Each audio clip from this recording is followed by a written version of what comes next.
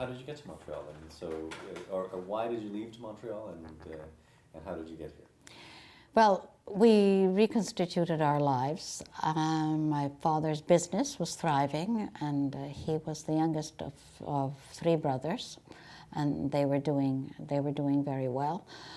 But then the communists were voted in, and it seemed like private property was going to be confiscated. And my father first left Hungary.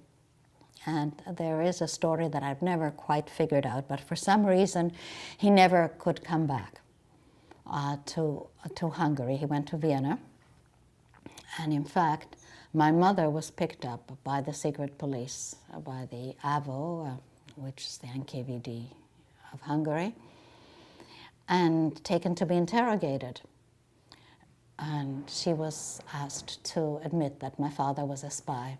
Well, she didn't have to lie. My father, not only was he not a spy, I don't think anybody would have hired him as a spy. He was an intellectual.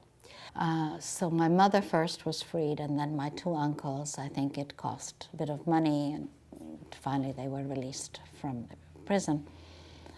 And then my mother began to